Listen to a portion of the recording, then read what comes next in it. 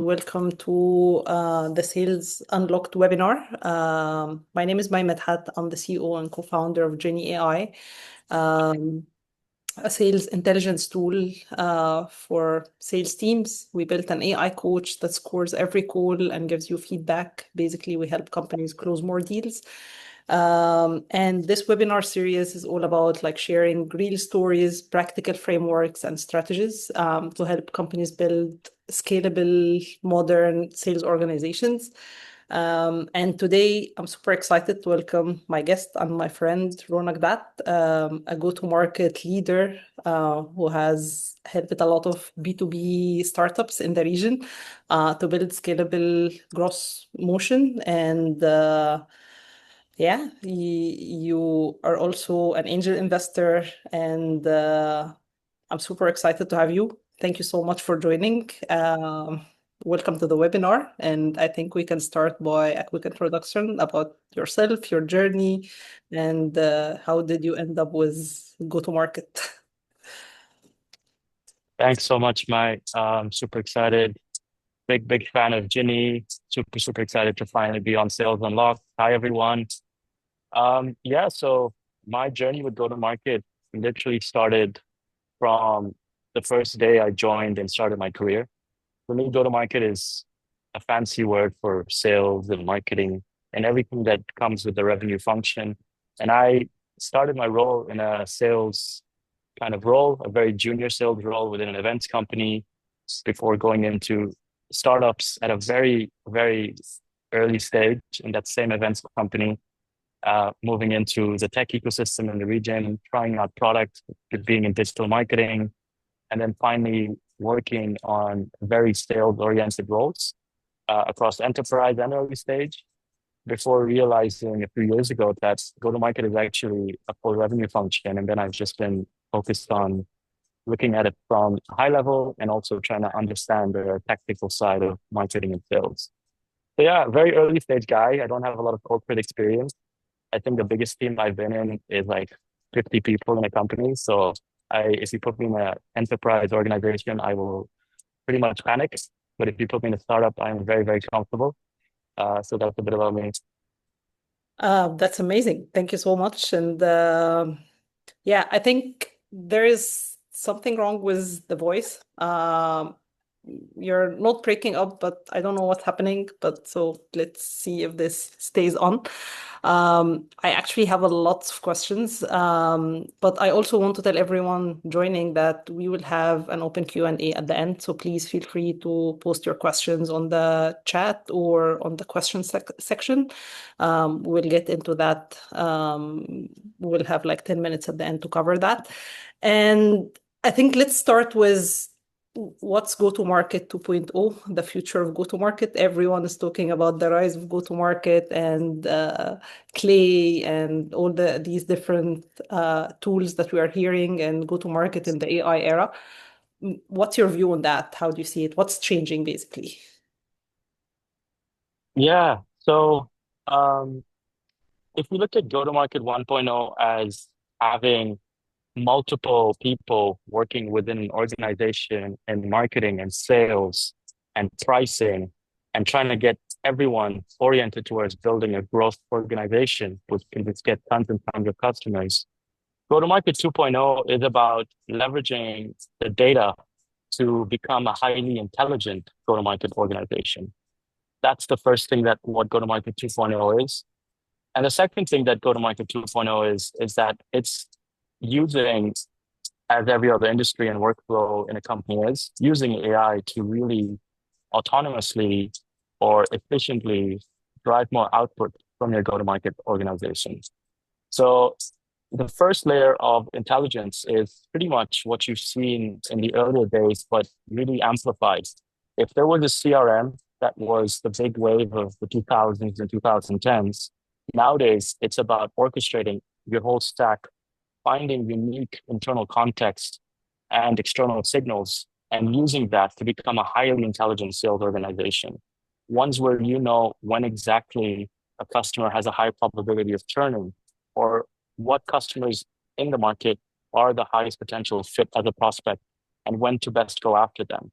Those kind of intelligence contexts are now readily available to anyone from a startup to an enterprise org.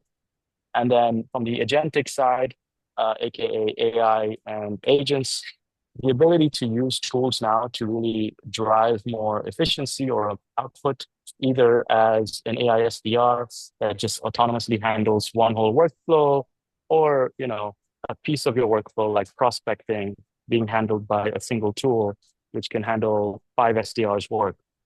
So that's kind of the two layers that I think go-to-market 2.0 really is about. I like that. So basically using data to be more efficient. Um, yeah. And my LinkedIn is going crazy about the role of go-to-market engineer, and everyone wants to be a go-to-market engineer. So what is exactly this role? How it's different from, I think it's totally different than an SDR or an EE, traditional sales organization. Yeah, it's actually super interesting. I don't know if the role has finally got a definition because it's so new. It was actually invented by someone who I think works at Clay, which is a tool a lot of go-to-market engineers use. But my definition of go-to-market engineer is quite simply they're able to bring that same engineering mindset of building uh, and using data to efficiently run outbound and inbound campaigns. So a go-to-market engineer is handling a lot of what a traditional SDR and AE team would typically do, from prospecting and list building to the qualification side to all the way to the closing even to some in some areas. So that's typically what a go-to-market engineer is, and it's using a lot of tool stacks to kind of make that work. Yeah, I was actually Googling this because I know it was created by Clay, I think the name of go-to-market engineer. But I was Googling that and or ChatGPT basically, and I think it was someone else who came up with the role. So yeah, I think it's unclear. But they definitely claimed credit for that. Um, Yeah. let's break it down and dive deeper into what does a repeatable and scalable growth motion really look like? Like what's the definition? The definition for me is when you have extremely validated and clear understanding of your ICP, your market, your pricing, your growth channel, your messaging and positioning. And all of that layered together, you're able to repeatedly get customers. So tactically having a very strong idea of what channels, what messaging, what value prop, and to whom do you target, and doing that repeatedly and that working at a very high success rate. That is what I think a repeatable growth motion is. Okay. And how to build it? What do we do? Where to start? Yeah, so I mean, in our world now, it's early stage. I'm sorry if there's a lot of background noise, guys. Just a bit of context. There was a massive power outage at my house, so I had to change locations at a cafe. But if it is annoying, apologies in advance. But anyways, Your intro. the Yeah. awesome. So in our world, in early stage, typically every company that's going from 0 to 1, we are expected to go through this messy growth kind of trajectory where you're running tons and tons of experiments. You're trying multiple growth channels. You're trying paid ads. You're trying cold email. You're doing warm referrals. You're going out to your internal network and asking them if they know anyone who'd be a right fit. And then you're trying multiple different customer types, whether it's an SME, an enterprise, whether it's an oil and gas business or a dental clinic. You're usually trying multiple different ICPs, multiple different market segments, multiple different growth channels. So essentially, the way it works for early stage is experiment velocity. You want to be able to have some starting foundations on who you think would be the right fit customer, what would be the right growth channels to go after that customer, what is the value proposition that that customer would really get excited about, and using all those layers to run a campaign, get the learnings from that campaign to iterate until you find the thing that sticks. So it's all about experiment velocity. Okay. And what tools do we use basically to run a growth motion? Or um, it's interesting. Like there's thousands and thousands of tools now that you can use. So I think I could give you a laundry list, but it's very contextual. But if you were starting out right now, the way I would think about it is you would want to first have a very clear idea about your TAM. So if you are an SMB focused company that sells to small to medium enterprises and it's a specific sector, I think a lot of us that are founders, we have a pitch deck, we have a slide in our pitch deck that says, this is my TAM, SAM, SOM. But if you ask them who exactly is your SOM, who are the customers in that, you might know maybe 1%. You wouldn't know your entire obtainable market. So the first thing that I would say is using a tool like Clay to really build out a database of your SOM. Clay is one of those tools where it's become like a go-to for every growth organization. You use it for list building, you use it for enrichments. It's this thing where you can not just use it for scraping and having a contact list, but you can also find unique data points you can add to that contact list so that you have so much more relevance about your ICP or your SOM. So Clay would be one. I think if you're running a very high volume TAM, so a TAM that's very big, then you'd want to use a tool like Instantly or Smart Lead. So think of cold outbound as a campaign that you can really leverage.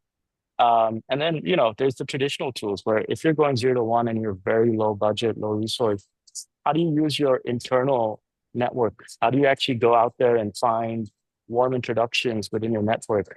I think a tool like Swarm really solves that problem for a lot of startups where it can help you find warm introductions within your existing audience towards your target accounts. So yeah, there's a laundry list. I can share a list for sure, but these are the three that come to mind right now. Yeah, I think I have a longer list as well. Uh, but I think for everyone who's like early stage startup or even like a mature organization, but now they want to tap into this go-to-market 2.0. I think the question is basically, what are the steps? Like you said, start with your ICP and then build the list, and then what?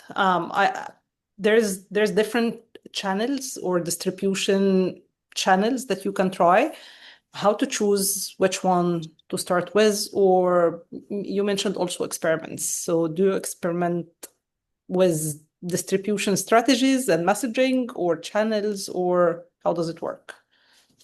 Yeah, it's exactly that way. So the way I typically do it is, you have a starting understanding of what do you do? What does your product actually solve?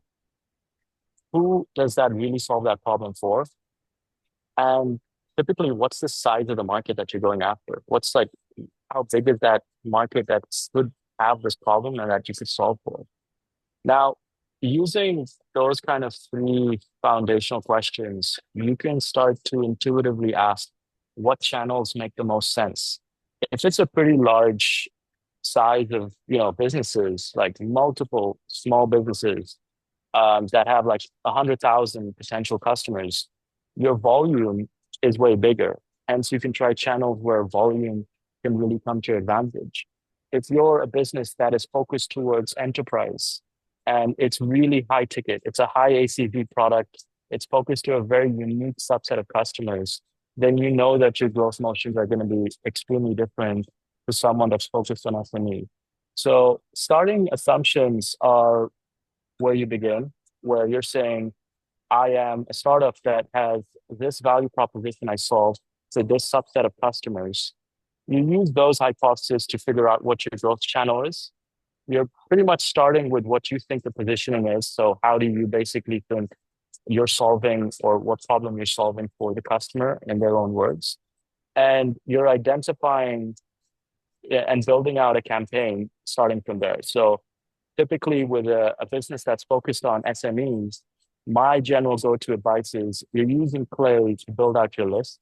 And if it's a very specific industry, let's say it's law firms, and you're building out a list of law firms in the GCCs, then using that list, you want to basically think about where are those decision makers, or let's assume it's the partners in a law firm. Where are those decision makers that you want to go after really living and spending their most time on, and where would it be the right opportunity to kind of distribute your message and get them to consider for a meeting or for a lead magnet. So let's assume that most partners and law firms are spending a ton of time on LinkedIn, and then after that, their email. And we realize that those are the two primary channels we should really be testing out to see if we can capture law firms. Well, how do we basically build out campaigns that live within LinkedIn, that can use LinkedIn's power to do a tactical outbound experiment? So using a tool like Clay, where you have the list building, and using tools like Lemlist or Smartly, you essentially go from having starting assumptions about the industry and the ICPs. You're able to build out your first campaign where you're doing a full LinkedIn sequence campaign where you're sending out messages or voice notes directed to partners who you've kind of scraped and enriched. And you get some learning from that. Did you get response rates? Were people actually replying to your messages or not? What's your hypothesis to why they did? What's your hypothesis to why not? Was it positive responses? Was it negative? Use that to iterate on every layer of your go-to-market motion. Interesting. And to do like multi-channel distribution or campaigns, what tools can we use to do that? And also any tips or best practices you can use, because we're getting lots of emails. There's a lot of hype around, is email still working or not? It's working for some people, it's not working for others. I think depends on industry and a lot of factors. Same for LinkedIn. It's becoming very noisy. Yeah. Yeah. So any tips from the companies you are working with, or any numbers Yeah. you can share or benchmarks? Yeah. So you're super right. Email is still around. I don't think email will ever go away, but email is becoming harder and harder. And Yeah. so is LinkedIn. So I think typical response rates, and this is not positive response, so this could be negative or positive, but a typical response rate that you expect from a campaign, which would be considered good, is 3%. So, gone are the good old days of 10%. And out of that, a positive response rate could be, 1.5 to 2%. If you run an extremely good email only campaign, it can go much higher. And that's where you want to kind of optimize emails to have the right message market fit, the right context, the right decision maker or ICT. And if you get those all right, it can be an extremely high response rate and extremely high positive response rate. LinkedIn is becoming more and more saturated on the decision maker level. On the middle management, it's still pretty good. What's really working on LinkedIn is voice notes. So anyone that's leveraging a tool like Lemlist, where you can automate voice notes, you tend to see a lot of good response rates from that. Again, don't spam, follow the best practices of cold outbound, where you're trying to give value, whether it's email or LinkedIn. But if you're using voice notes, we are seeing extremely high response rates, double digits, and it tends to work really, really well. Multi-channel is by far the most superior way to do outbound, I think now. Multi-channel typically has 3 layers in our campaigns. We use cold emails, LinkedIn, and cold calls.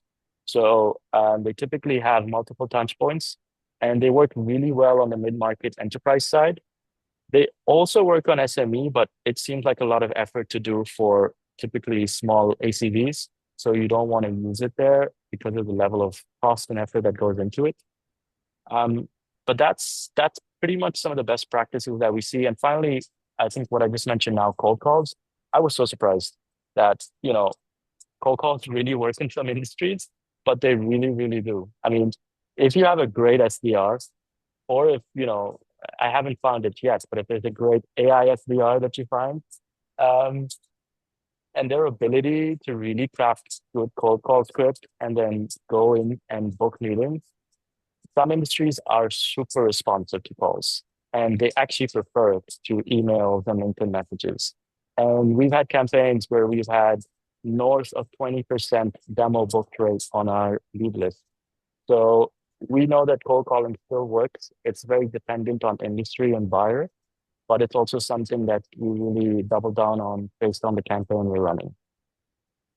Yeah. Um, Yeah, I think it all goes into your ICP, their industry, their market. Uh, Yeah, yeah, I think some industries and some countries are even more, they prefer more cold calling. I think Saudi, for example, is very well known by that. And yeah. also WhatsApp. I also know a lot of companies who are using WhatsApp to automate a lot of like the outreach. So part of the campaigns are going through WhatsApp as well.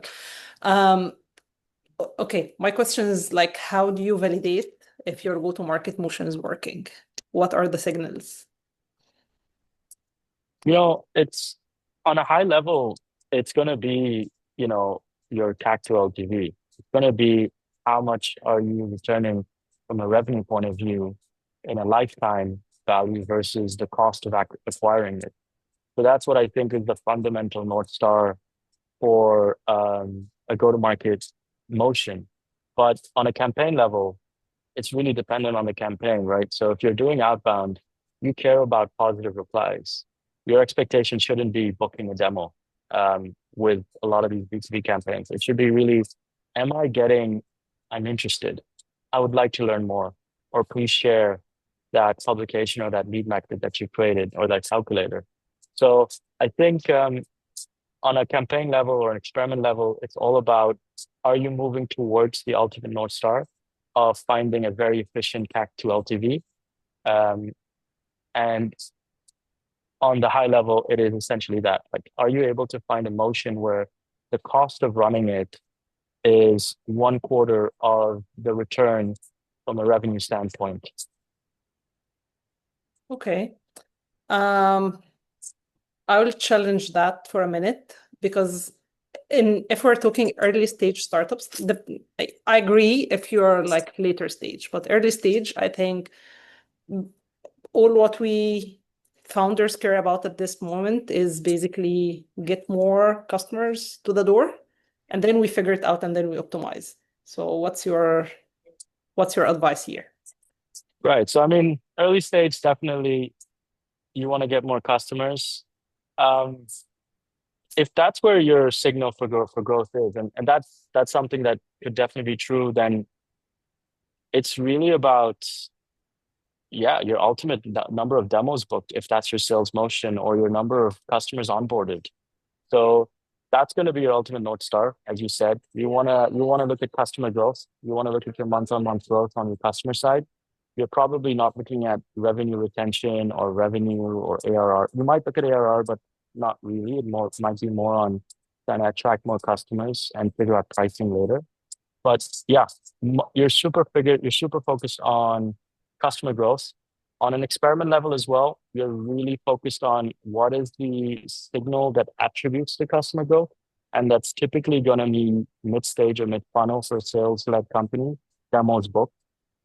Because if you're getting more and more people to experience the product, whether it's through a demo or a free trial, there is a chance that you can focus get more people to convert into customers by tweaking pricing or product over time. So yes, that's what I would say. It's really about looking at what's the middle stage metric that contributes to a North Star if it's customer growth.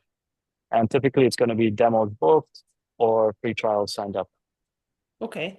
And you mentioned multiple times like experiments and velocity of experiments. How do you track it? Is there a template? Is there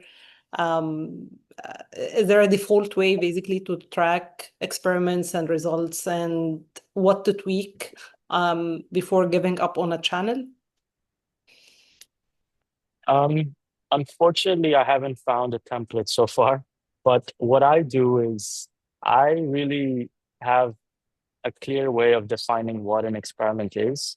And I have a very clear way of taking the results from each experiment and putting it onto a channel or ICP level. So typically, whenever we design a new experiment within our team, we ask ourselves, what are we trying to solve for? So what is our starting hypothesis? Our starting hypothesis is we believe if we change our copy from A to B, we think that we would see an increase or uplift of X percent that could lead to Y. And to verify that, we will do this so that we get to Y. That is typically how we write our experiments.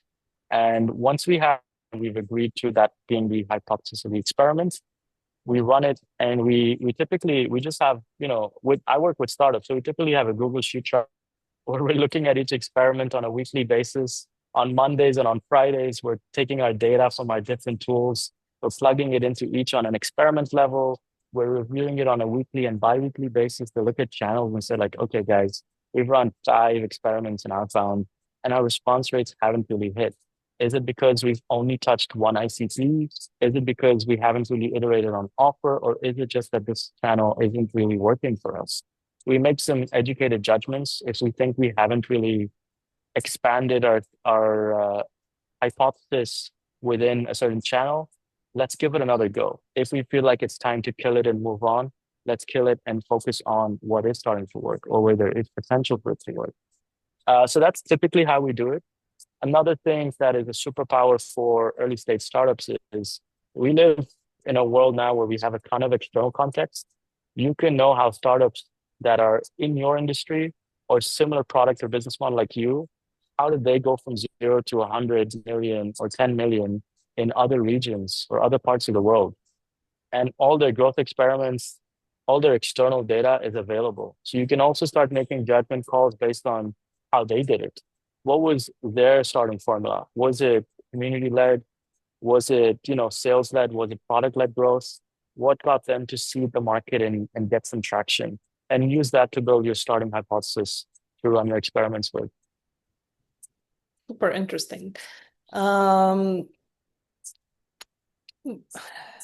I have lots of questions, but I would love to hear from the audience. So please, if you have any questions, post it on the chat or the Q&A. We'll get into that in a few minutes. But I want to jump in and ask you, like, do you have example or can you share like a name of a company that you really like their gross motion? Maybe a company from the region. You could anyone that you worked with or even you just like what they are doing. I haven't worked with them, but I love the team and you know them really well. Okta, Yes. shout out to John and Nupur. Yes. I'm very fortunate and lucky to be an angel investor as well in Okta. But I really, really respect how he runs growth, him and Nupur, how they run the team and how they think of go-to-market. Um, it's a very unique company from the point of view that they are very scrappy and they're very, very fast at testing. Like, I don't know, it's very few founders that I've met that are so ruthless with designing and running and just pushing velocity on experiments. He lives by that principle of experiment velocity. He is one of the few people that I know that really is moving fast on testing a lot of things to find what works. So I really like Okta's culture on go-to-market and growth. There's a ton of companies that I think that are doing growth really, really well.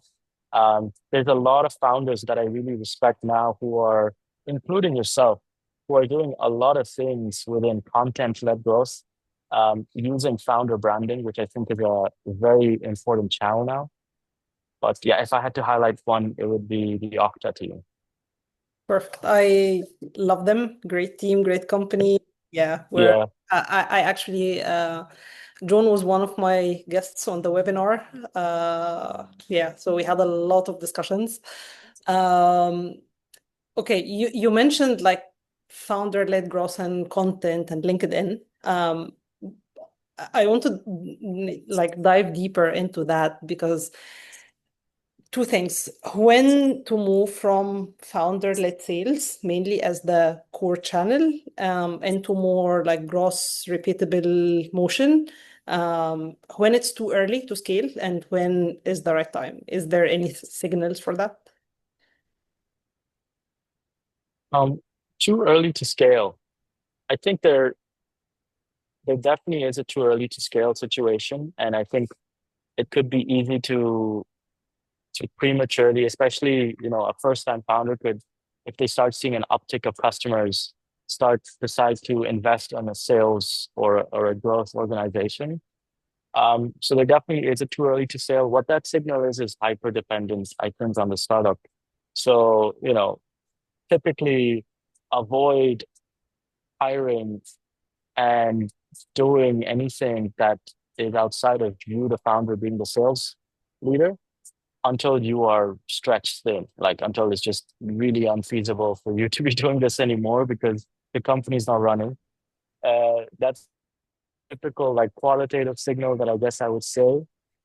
And founder led, I think it's going to be something that runs to like late stage startups, to be honest with you. I think it's a growth motion that has a extremely high ceiling to continue to really scale in terms of customer acquisition channel, but also brand building and talent acquisition channel. So for me, it's one of those things where I'm like, you want to start it early because it is a, cost free and really incredible way to build brand and get customers. But on the long term, I think it's going to be a huge moat if we do it really, really well. And it compounds. I think Yeah, there's people underestimate that. If you start now, it really compounds by time. Yeah, we're getting many conversations, many customers, many demos booked because they saw something we talked about on LinkedIn, and sometimes it's even something we posted like a month ago or something. So it really compounds and it helps. I think it really helps early stage and also late stage because early stage you need to build that credibility. So people are buying from people. They need to trust you because the yeah. product might be too early. But they would take the bit because they like the people behind the brand. Um, yeah, I think early stage, the founder is the product. I mean, even in today's era where you can build product quite quickly, you know, I still think the founder is the product. So your content literally is like a taster of your product in the earliest of days. So yeah, super critical. yeah. Okay. What are have you seen any like channels, distribution channels that really underrated or people don't really consider it that's actually working? So the two that I am super excited about, which I can speak from firsthand experience, is multi-channel outbound, which we've discussed, and the second is warm introductions. Those are the two that I've personally seen a lot of success with. But if we speak about all the people that I'm talking to and just generally what I think is also working in the market and what gets me excited for the next 4 or 5 months is partnerships. Partnerships as a growth lever. I think there's a fantastic company called Gameball, which have really shown what partnerships as a growth motion could really look like at the earliest stages. I think GEO, so generative engine optimization, SEO has a new name now. It's got an uplift.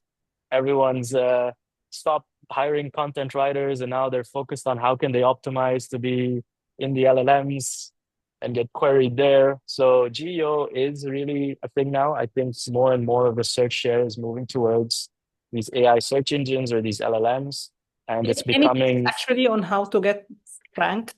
Because it's still a black box for a lot of people. I'm currently in the process of learning it myself, so I don't want to give bad information. I'm literally a student of the game and I'm studying something right now.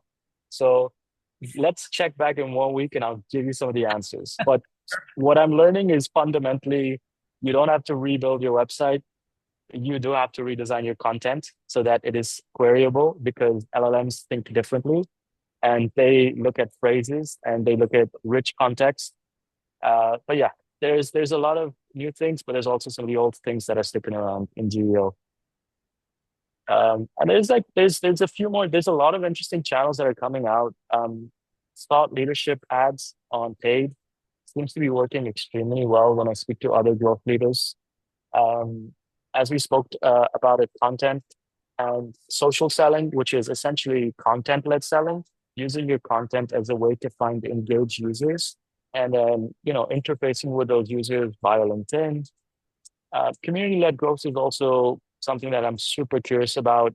I don't know if there's a lot of local players who I've seen do this really well, but there's a lot of international players that I think will really crack community-led growth, which I'm interested to learn more and more about. But yeah, the two that I would say that I have done and I've seen a lot of impact from is multi-channel and warm introductions. And you can scale warm introductions, so it's not a manual thing that I'm talking about. It's a scalable channel. Yeah, I really like the tool you sent me a few weeks ago. Warmly, right? Swarm. Warm. Okay. Yeah. Yeah. Um, it's very cool. I used it and yeah, I think very niche. I haven't seen something like that before. Okay. Uh, I think before we jump into Q&A, I think my question is when you grow from founder-led sales to a sales motion and you hire a team and you have a team, what mindset change do you need to have, especially for founders, but also for like the whole company? Is there anything you need to have in mind or build processes before you move into that, or any mistakes basically you have seen people are doing? Yeah, I think the first one is hiring the wrong type of salespeople. Um, Typically, the engineering team, where you have founding engineers for a very unique breed of engineers that are okay with spaghetti code and moving fast and building architecture and clean code management with time versus, let's say, an enterprise developer. It's there is really a founding sales kind of personality where they're okay with the chaos. They don't need SOPs. They're very quota driven. They're okay to build decks, build new propositions, take very new bug bug filled features and go and test it out in the market. And those are the type of people you really want to hire versus, someone that is more comfortable on the growth stage with resources and a full stack team, and they're a good cog in a long workflow. So really choose the right people who have the entrepreneurial blood and really are okay with chaos and building process while hunting targets. That's the first thing. The second thing is really, really study and keep a really strong eye on your sales team from the point of view of transferring as much information that you've learned as a founder towards the people that are now the frontline force. Because typically, when you're doing founding, let's say 100% of customer touch points is you and nobody else. And when you start adding your first few sales, sales professionals or founding salespeople, you're suddenly diluting your touch points with customers and potential customers, right? It goes from, let's say, 100% to 50 or even a quarter of that. And you really want to ensure that A, you're learning more as you go down this journey, and B, you're passing the knowledge that you've already built. Like there is a mechanism for you to really give them the training they need as you're moving in speed. And that is a combination of things, right? That's a combination of really good onboarding docs, having a great tool like Ginni, you know, I was having mention that. having a great tool like Ginni, great onboarding docs, regular training, really just using the time to like learn and offer about what have you seen that works. Um, but yeah, those are the things that I'd say you really have to really think about when you move from a founding led sales to a sales led organization. I love that. I think one of the things I really believe in, and I always say that when I talk about Ginny, is basically as a founder,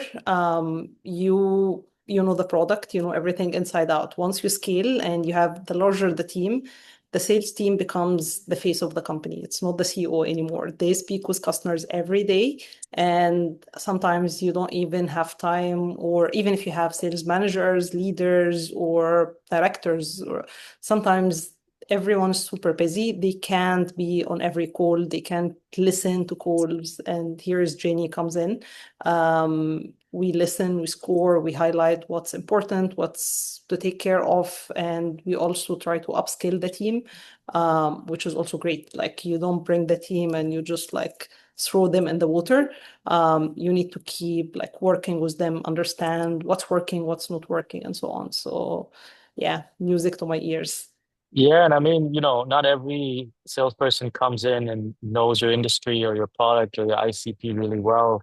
And there is a certain period of time that will take them to get super comfortable, especially if it's a highly technical product or a very fleshed out, deep functionality product where there's multiple value propositions and you're trying to choose as a salesperson, which one should I be really pushing?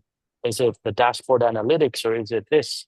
Um, that only comes with A, usually experience, so doing enough reps, or B, you have a tool that's able to come in and say, hey, we know this works. We know this is the value proposition and the feature stack that works with this type of ICP. Why don't you follow this sequence? So yeah, I Perfect. completely agree. Super insightful. I have so many more questions, but let's jump into the questions. And please, if you have any questions, feel free to post it on the chat. We have a question from Malak. Hi, Malak. She's saying in F&B industry, door to door still works really great. Um, Yeah, I yeah, haven't, I haven't, I actually did door to door a very long time ago, as an internship. So I got a lot of doors open, but there weren't a lot of positive doors. So it really depends on the industry, as Malak said. I guess in F&B, it really works. Um, and I agree. I think very industry contextualized, a lot of channels still have a lot of gas in them. So can completely relate that door to door still has an opportunity, but probably in a few industries. yeah. Omar, what is considered a good velocity in experimentation? Um, if I had to put a number, I would say you want to be running at least 3 experiments a week or every 2 weeks. Like you want to have 3 to 5 running in a multiple different channels and multiple different areas. That is what I think a really strong experiment velocity is. And not every experiment is like a super high effort campaign. It's not running a big outbound or running something where you're touching 1,000 people, but um, some of them are positioning experiments. Like, what if we A/B tested our homepage with 2 different value proposition copies and see which one has a higher hit rate? Um, what if we, test out a new ICP that we've been thinking about and we start having some early conviction on? What if we change our pricing model and, open it up to be a bit more, see the market style, entry level, freemium, or increase it a bit to see if the conversion remains intact and we can actually price higher than we thought we could. So experiments can really be lightweight in some ways, and experiments can also be heavyweight. And therefore, you can run easily 3 to 5 plus if you take that mindset in parallel. And how long do you keep experimenting? Like timeline of one experiment, like Yeah. typically, I would say you would want to get a good volume. So for me, that's usually 2 to 6 weeks is what I would say a typical timeline. For some, you can get enough volume to make statistical significance to see the results and say that this was not an anomaly within 2 weeks.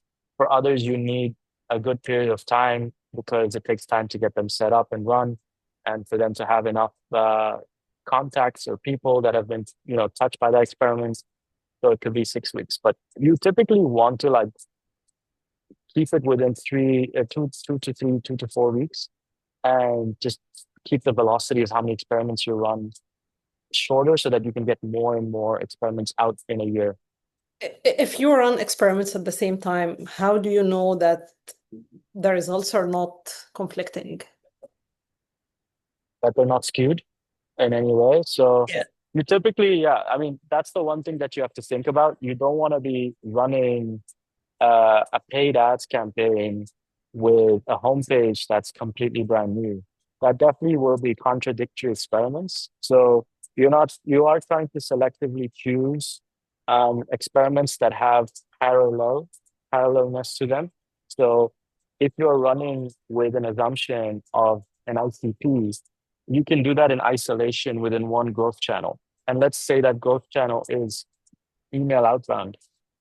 Running an email outbound campaign where the website is not the touch point and it's towards a new ICP can also run with a multi-channel outbound campaign where you're looking at a different offer within the same ICP. So there is this ability to do parallelness, and you don't want to definitely do experiments that have conflicts, like homepage copy and paid ads running. Yeah. Interesting. Okay. We have a question from Muhammad. Muhammad, does the experiments affect the brand credibility if it's related to pricing or the content in multi-channels? That's a great question. That is a good question. Um, Yeah, there is, you don't want to be experimenting recklessly. I mean, I do know founders say ask for forgiveness, not permission, and move fast and break things, and the typical statements you hear, but you don't want to be really going super reckless. I think brand credibility is also a really dependent thing, dependent on your business and ICP. If you're a startup that sells to enterprise, you've only got a small subset of obtainable customers. And for that reason, you can't really be doing a lot of things that are super high risk and can burn contacts or cause a credibility fail to happen. But if you're talking about a large market, which hopefully in startups you are, then you have this leeway to make mistakes. It is acceptable to change pricing in a responsible manner and say, we want to test something new. We're going to do a 5% uplift, or we're going to add a new pricing tier that we think would work and would not cause pain or not cause any of our existing customers to feel disappointed. So there is a way to do it, but yeah, don't want to be super reckless with how you're doing it so that it affects you as a brand or you as a founder in any way. I can actually share two examples from experiments we did, and I think it was super successful. One thing we did is we tested with different industries, and we were very surprised. Like we had an ICP very clear, very focused on our ICP, and everything, all the efforts we're doing is towards that one specific ICP. And then we started testing. We got some interest, random interest. So we said, like, you know what? We'll give it a try. And I think we now have a huge change in positioning into that different ICPs. And one of our biggest customers is basically came from that experiment, like the very first experiment. They signed the largest deal, and just last week they upgraded, they doubled their contract value.